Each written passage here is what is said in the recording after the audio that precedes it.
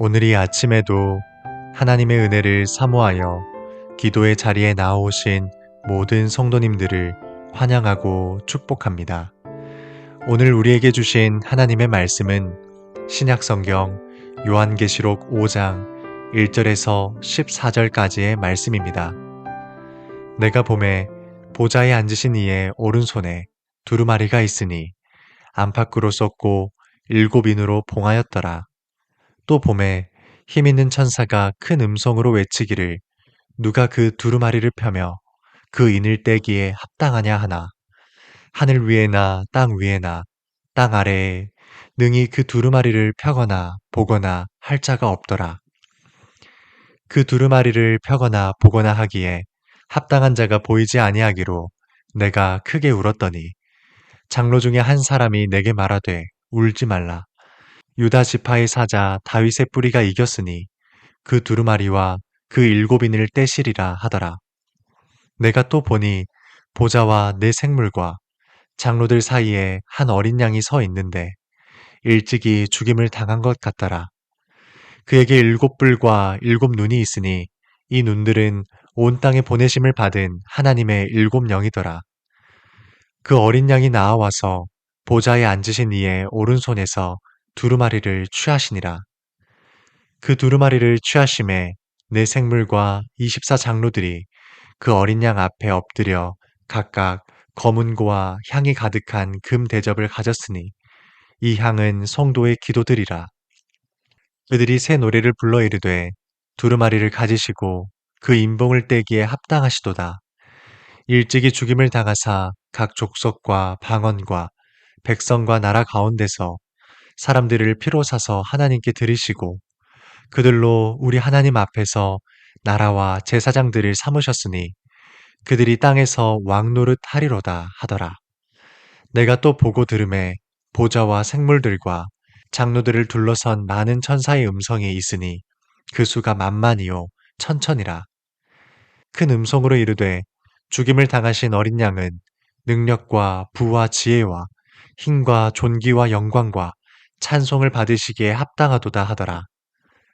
내가 또 들으니 하늘 위에와 땅 위에와 땅 아래와 바다 위에와 또 그 가운데 모든 피조물이 이르되 보좌에 앉으신 이와 어린 양에게 찬송과 존귀와 영광과 권능을 세세토록 돌릴지어다 하니 내 생물이 이르되 아멘 하고 장로들은 엎드려 경배하더라.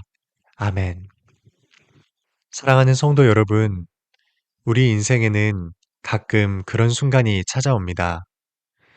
어떤 말로도 설명되지 않고 어떤 길로도 풀리지 않는 그런 가로막힌 시간이 찾아올 때가 있습니다.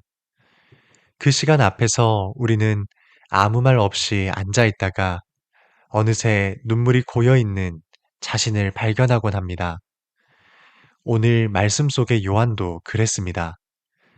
그는 전능하신 하나님께서 두루마리 하나를 손에 들고 계신 것을 보았습니다. 그 안에는 하나님께서 세상을 향해 갖고 계신 계획, 모든 악에 대한 심판과 구원, 그리고 마침내 이루실 회복의 비밀이 담겨 있었습니다.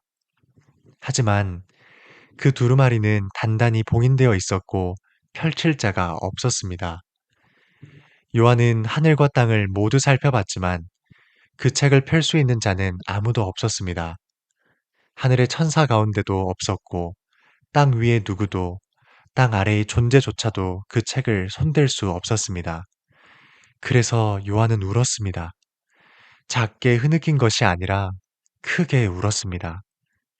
요한은 왜 그렇게까지 울었던 것일까요? 그것은 그 두루마리가 펴지지 않는다면 하나님의 뜻이 영원히 닫혀있게 되기 때문입니다. 구원도 심판도 미뤄진 채 세상은 계속 죄와 고통 속에서 맴돌 수밖에 없는 것입니다. 결국 아무도 이 역사를 끝낼 수 없다면 우리의 신앙도 믿음의 여정도 답을 잃고 말 것입니다. 바로 이러한 맥락 속에서 요한의 눈물은 과연 하나님은 이 역사를 끝까지 책임지시는 분이신가 하는 깊은 질문에서 나온 눈물이었습니다. 사실 우리는 이 눈물의 의미를 이해할 수 있습니다. 오늘 우리가 살아가는 이 세상도 때로는 다친 두루마리처럼 느껴질 때가 있기 때문입니다.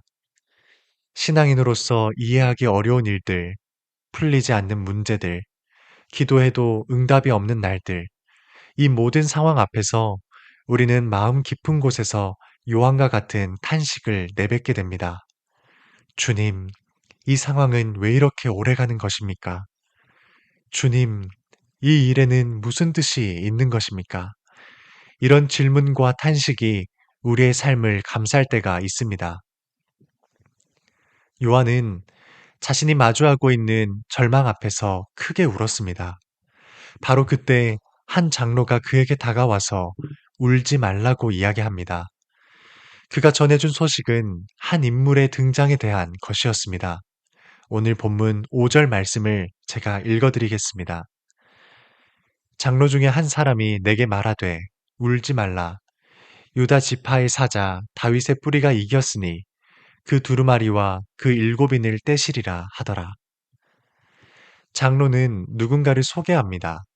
이기신 분, 왕의 자격을 지니신 분, 하나님의 뜻을 이루실 수 있는 분.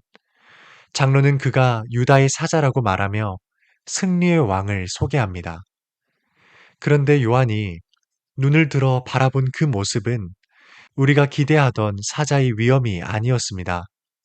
그 자리에는 죽임을 당한 어린 양이 서 계셨습니다. 살아있는 존재이지만 여전히 상처 입은 모습, 피 흘린 흔적을 간직한 채 보좌와 내 생물과 장로들 사이에 어린 양이 서 계셨습니다. 사자처럼 이기셨지만 그 승리의 방식은 어린 양이 되어 피 흘리는 길이었습니다. 그분은 칼이나 군사력으로 이긴 것이 아니라 자기를 내어주는 사랑으로 자기 목숨을 바치는 순종으로 이기셨습니다. 우리는 이겼다는 말을 들을 때 힘과 위엄을 먼저 떠올립니다. 하지만 하나님께서는 그분의 아들을 가장 약해 보이는 방식으로 이기게 하셨습니다. 그분은 말씀 없이 조용히 끌려가셨고, 채찍에 맞으셨고, 십자가 위에서 생명을 내어주셨습니다. 그런데 바로 그 희생이 하나님의 책을 펼 수 있는 유일한 자격이 되었습니다. 요한은 그 어린 양이 두루마리를 받으시는 모습을 보게 됩니다.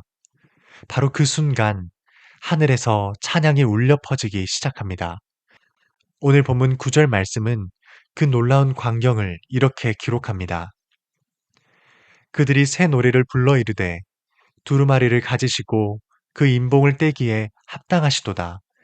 일찍이 죽임을 당하사 각 족속과 방언과 백성과 나라 가운데에서 사람들을 피로 사서 하나님께 드리시고 예수님께서는 사람을 위한 희생으로 모든 족속과 방언과 백성을 위한 구원으로 그 책을 펼 자격을 얻으셨습니다. 성도 여러분, 주님께서 두루마리를 가지시고 그 인봉을 떼셨기에 우리는 하나님의 뜻을 알 수 있는 것입니다. 그분이 피 흘려 사신 백성이 되었기에 우리는 하나님 앞에서 제사장이 되었고 이 땅 가운데서 하나님 나라를 세워가는 사명이 주어진 것입니다. 요한은 이 놀라운 사실 앞에서 이제 더 이상 울지 않습니다. 하나님의 계획이 다시 열린 것을 보았기 때문입니다. 이제 수많은 천사들이 또 수없이 많은 존재들이 일제히 한 고백을 올려드립니다. 이어지는 본문 12절 말씀을 읽어드리겠습니다. 큰 음성으로 이르되 죽임을 당하신 어린 양은 능력과 부와 지혜와 힘과 존귀와 영광과 찬송을 받으시기에 합당하도다 하더라. 이 고백은 단순한 감탄이 아닙니다. 이것은 예배입니다. 하늘과 땅의 모든 피조물이 한 목소리로 어린 양을 높이며 그분만이 주인이시고 왕이심을 인정하는 장면입니다. 여기서 더 놀라운 것은 이어지는 13절 말씀에 있습니다. 제가 이어지는 본문을 계속해서 읽어드리겠습니다. 내가 또 들으니 하늘 위에와 땅 위에와 땅 아래와 바다 위에와 또 그 가운데 모든 피조물이 이르되 보좌에 앉으신 이와 어린 양에게 찬송과 존귀와 영광과 권능을 세세토록 돌릴지어다 하니 우주의 모든 피조물이 한 분 하나님을 바라보며 드리는 예배입니다. 보좌에 앉으신 하나님, 그리고 그분의 우편에 서 계신 어린 양께 모든 찬양과 존귀와 영광과 권능이 돌아가야 함을 고백하고 있습니다. 이 찬양은 멈추지 않는 찬양입니다. 세세토록 드려지는 영원한 예배입니다. 사랑하는 여러분, 요한이 본 이 광경은 단지 장차 이루어질 미래의 모습만은 아닙니다. 이 예배는 이미 시작되었습니다. 그리고 우리는 그 예배에 부름을 받은 사람들입니다. 죽임을 당한 어린 양이 책을 펴시고 인을 떼시고 그 안에 담긴 하나님의 뜻을 이루어가고 계십니다. 그렇다면 오늘 우리는 어떻게 살아야 하겠습니까? 우리도 요한처럼 그 하늘 예배 가운데 서야 합니다. 삶의 중심에 어린 양을 모시고 우리의 입술과 손과 삶으로 합당하신 어린 양을 찬양하며 살아야 합니다. 주일 예배뿐 아니라 우리의 평일, 우리의 가정, 우리의 말과 행동, 우리의 모든 결정 속에서도 그분을 예배하며 살아야 합니다. 하늘에서는 지금도 찬양이 울려 퍼지고 있습니다. 그 찬양에 우리가 함께하기를 소망합니다.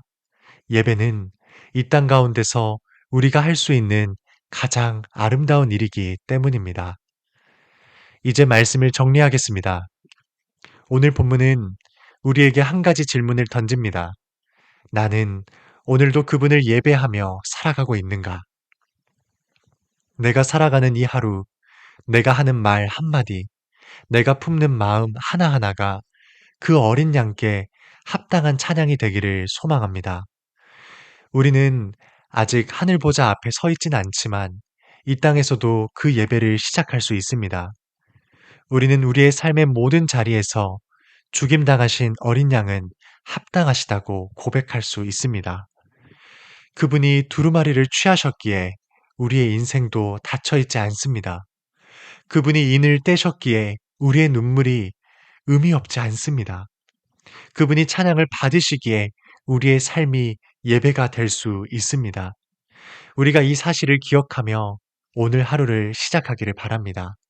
그분 앞에서 우리의 온 마음을 드리며 삶의 예배로 살아가는 우리가 되기를 주님의 이름으로 축복합니다.